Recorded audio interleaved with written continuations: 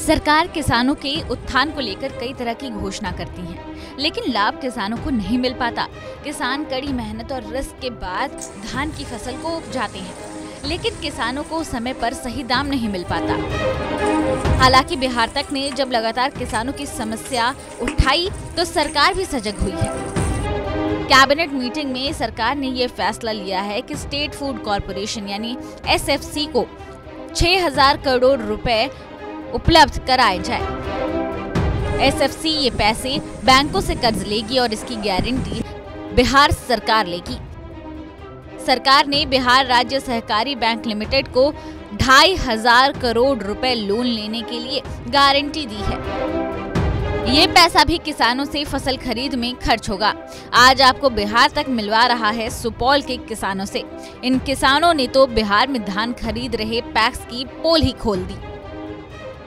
दिखाने के लिए 18 से कुछ रुपए पैसे दिखाए जाते हैं, लेकिन प्रति क्विंटल 100 रुपये तो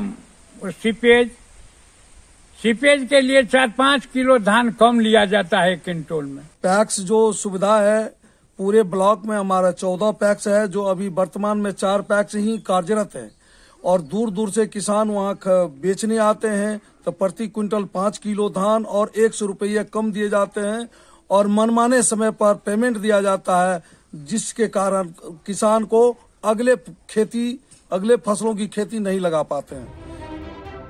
ये 2 किसान ही पैक्स की पोल नहीं खोल रहे, कुछ और किसानों से भी मिलाते हैं। पैक्स का स्थिति बहुत खराब है। हम लोग का खेती जब खत्म हो जाता है तब यहाँ पे धान खरीद चालू करता है और खरीदने के बाद भी रेट जो नहीं मिल पाता है वो जो है 100 रुपये पर क्विंटल काट लिया जाता है और 1 क्विंटल में 5 केजी धान जो है वो भी काट लिया जाता है। उसके बाद धान बेचने जाते हैं तो धान में 100 रुपया कम देता है रेट से। उसके बाद 5 किलो अधिक धान लिया जाता है और 1-2-3 महीना तक में पैसा मिलता है। किसानों की बात तो आपने सुन ली, अब आपको 2 पैक्स अध्यक्षों की भी बात सुनाते हैं।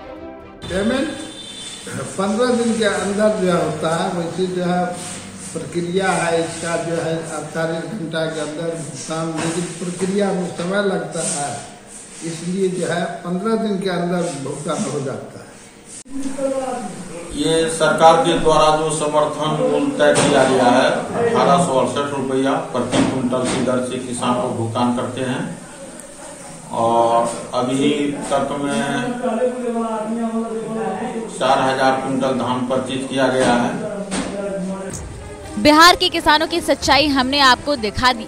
अब इंतजार इस बात का है कि इन किसानों तक सरकार की मदद कैसे पहुंचती है और जो किसान पैक्स में धांधली की बात कर रहे हैं, सरकार उस पर लगाम लगाने के लिए क्या करती है। सुपौल से रामचंद्र मेहता की रिपोर्ट, बिहार तक।